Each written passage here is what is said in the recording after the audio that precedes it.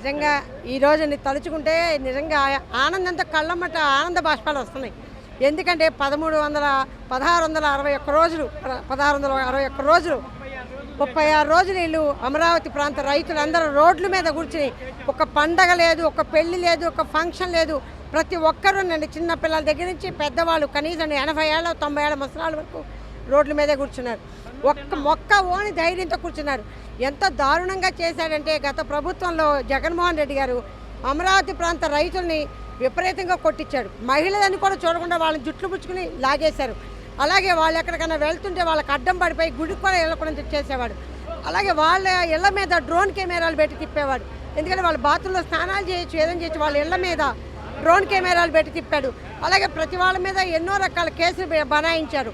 ఎక్కడ చూసినా అరాజకం అమానుషత్వం పెట్టాడు జగన్మోహన్ రెడ్డి.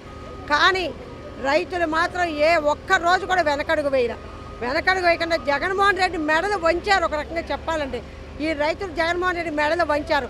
ఈరోజు చంద్రబాబు నాయుడు గారి సారథ్యంలో చంద్రబాబు నాయుడు గారి అధికారంలోకి వచ్చినాక ఎంత ఇదిగా ఇవాళ లోక్సభలోను మన రాజ్యసభలో కూడా చట్టం అవుతుంది, చక్కగా బిల్లు పాస్ అవుతున్నందుకు మా అందరికీ చాలా ఆనందంగా ఉంది.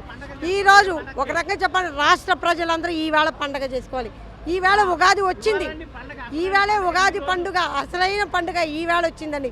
ఎందుకంటే ఇంతమంది రాష్ట్ర ప్రజల కళలో అమరావతి అంటే ఒక కళ, ఒక డ్రీమ్, ఒక దేవతల రాజధాని. ఇలాంటి రాజధాని నాశనం చేయాలని ఎన్నో రకాల ఎత్తులేశారు.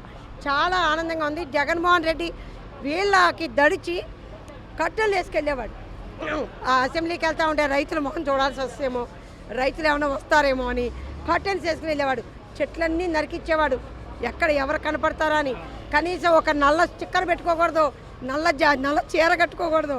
అన్ని రకాలుగా ఆయన అమరావతి వాళ్ళ మీద, రాష్ట్రం మీద కూడా పగ చూపించాడు. అలాగే ఈరోజే ఉగాది ఈ రోజు వచ్చింది అందరికీ కూడా.